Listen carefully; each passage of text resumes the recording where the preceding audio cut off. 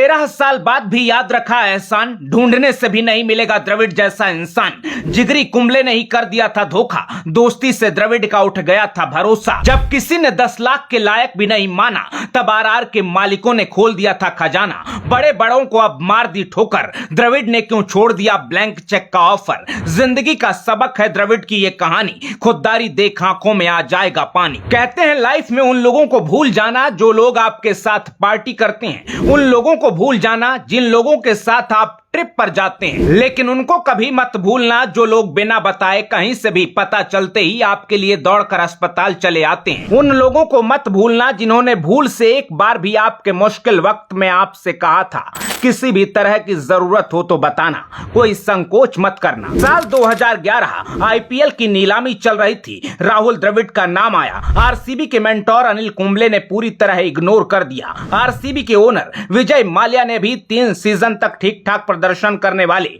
द्रविड़ का नाम तक नहीं लिया। टूर्नामेंट में आरसीबी का हाल ठीक नहीं था तो वो नए रिप्लेसमेंट ढूंढ रहे थे। 38 साल के राहुल द्रविड़ में आरसीबी को कोई दिलचस्पी नहीं थी। आरसीबी के अलावा दूसरी टीमें भी ज्यादा इंटरेस्टेड नहीं थी। ऐसा लग रहा था कि टीम इंडिया की दीवार रहे द्रविड़ से सब ने मुंह मोड़ लिया है और द्रविड़ को खरीदार नहीं मिलेगा।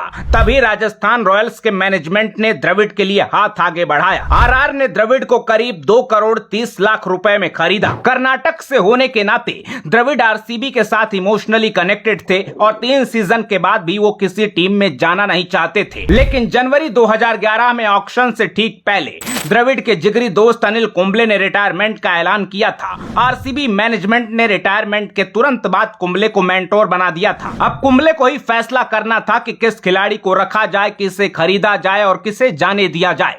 द्रविड़ के लिए हैरानी की बात यह थी कि नीलामी में जिगरी यार ने ही उनका नाम नहीं लिया। पहले सीजन में आरसीबी द्रविड़ की कप्तानी में फेल रही थी। अगले 2 सीजन द्रविड़ एक खिलाड़ी के रूप में खेले, लेकिन टी20 की डिमांड में खुद को पूरी तरह फिट नहीं कर पा रहे थे। ऐसे में कुंबले की भी गलती नहीं थी, क्योंकि आरसीबी 4 करोड़ रुपए जो द्रविड़ पर खर्च कर रही थी उसमें नए खिलाड़ियों को मौका दिया जा सकता था। कुंबले ने दोस्त की बलि चढ़ाकर अपनी नौकरी के लिए वफादारी दिखाई, लेकिन राजस्थान रॉयल्स के मैनेजमेंट का हिसाब कुंबले से अलग था। आधे दाम पर ही सही, लेकिन आरआर ने द्रविड़ पर भरोसा कर लिया। शेन वॉर्न के बाद द्रविड़ ने राजस्थान रॉयल्स की कप्तानी भी संभाली। लिमिटेड रिसोर्स होने के बावजूद द्रविड़ ने अपने समय में ज्यादा से ज्यादा युवाओं को मौका दिया। आरआर की पहचान बनी कि ये वो टीम है जो यंग लड़कों पर सबसे ज्यादा भरोसा करती है। राजस्थान को द्रविड़ के फैसलों का फायदा भी हुआ। जब 2013 में द्रविड़ की कप्तानी में टीम प्लेऑफ में पहुंची, उसके बाद चैंपियंस लीग के लिए भी क्वालिफाई किया और फाइनल में एमआई से हार कर रनर अप रहे। लेकिन इसी सीजन में स्पॉट फिक्सिंग का बवाल हुआ, जिसमें राजस्थान रॉयल्स के भी 3 खिलाड़ी शामिल थे। इस सीजन के बाद द्रविड़ फिक्सिंग कांड से आहत थे और उम्र 40 पार हो चुकी थी, तो टी20 से संन्यास का ऐलान कर दिया। लेकिन आरआर का साथ नहीं छोड़ा। 2014 और 15 के लिए मेंटोर के रूप में काम किया। अगले 2 सीजन के लिए स्पॉट फिक्सिंग केस में आरआर पर बैन लग गया।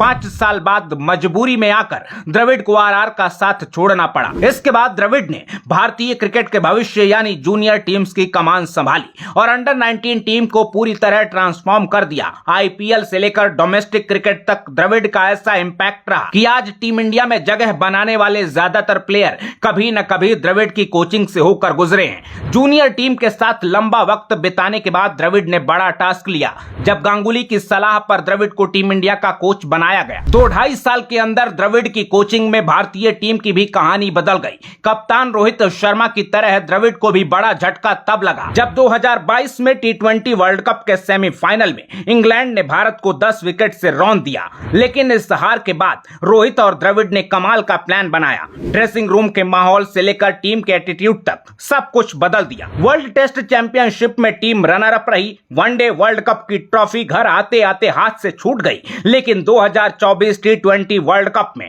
किस्मत ने द्रविड़ की कहानी कंप्लीट कर दी। 29 जून 2024 के बाद वक्त ऐसे बदला कि द्रविड़ को भी यकीन नहीं हुआ। पूरे देश ने तालियां बजाई तो सवाल उठाने वाले लोग सलामी में झुक गए। द्रविड़ खुद बताते हैं कि वो दिन सबसे अलग था। नवंबर 2023 में दिल तोड़ने वाली हार के 7 महीने बाद जो सुकून मिला था उसे किसी और चीज से कंपेयर नहीं किया जा सकता, क्योंकि आप कितने भी काबिल क्यों ना हो, कामयाबी के बिना दुनिया आपको कंप्लीट नहीं मानती। लेकिन कहते हैं कि आपके इरादे नेक हों, आप ईमानदारी से अपना काम करेंगे तो समय आपके साथ अन्याय नहीं करेगा। द्रविड़ की स्टोरी में वर्ल्ड कप ट्रॉफी की एंट्री होते ही दुनिया भर के लोग उनके पीछे पड़ गए। T20 वर्ल्ड कप के फाइनल के बाद एक बार द्रविड़ ने मजाक में कहा था कि 1 हफ्ते बाद मैं बेरोजगार हो जाऊंगा, लेकिन सच्चाई ये थी कि क्रिकेट की दुनिया में द्रविड़ से ज्यादा इस वक्त किसी की डिमांड ही नहीं थी। 2011 में आईपीएल की जिन टीमों ने उन्हें यूजलेस समझा था वो भी बेशर्मी के साथ अपना अपना ऑफर लेकर पहुंच गए। एक कंफर्म रिपोर्ट के मुताबिक कई आईपीएल टीमों के मालिकों ने द्रविड़ के लिए ब्लैंक चेक साइन करने तक का ऑफर दे दिया। मीडिया रिपोर्ट्स बताती हैं कि गंभीर आईपीएल 2024 के सबसे महंगे कोच या मेंटोर थे।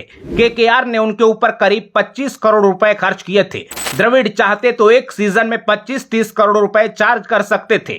ब्लैंक चेक का ऑफर था, बस एक बार किसी टीम को हामी भरनी थी। लेकिन जो पैसों के लिए अपने सिद्धांतों से समझौता कर ले वो द्रविड़ नहीं हो सकता। इसीलिए द्रविड़ ने 13 साल पुराना वो दिन याद किया जब यही ब्लैंक चेक देने वाले लोग उनके ऊपर 50 लाख की बोली लगाने को भी तैयार नहीं थे, और तब राजस्थान ने 4 गुना पैसे देकर उन्हें अपने साथ जोड़ा था। इसीलिए सब कुछ भूलकर द्रविड़ ने सिर्फ ये बात याद रखी, बाकी सारे दबाव साइडलाइन कर दिए। आईपीएल मालिकों के ब्लैंक चेक के ऑफर को ठोकर मार दी और फिर अपनी आरआर फैमिली का हिस्सा बन गए। द्रविड़ की इस स्टोरी ने एक बार फिर साबित किया कि क्रिकेटर लाखों आएंगे जाएंगे, लेकिन किसी के लिए द्रविड़ हो पाना आसान नहीं होगा। राहुल द्रविड़ की इस कहानी पर आप क्या कहेंगे कमेंट बॉक्स में जरूर बताइएगा। और इस वीडियो ने अगर सर द्रविड़ के लिए रिस्पेक्ट और बढ़ा दी है तो उनके लिए इसे शेयर करना बिल्कुल ना भूलिएगा। अपना ख्याल रखिए, आते रहिए, जय हिंद।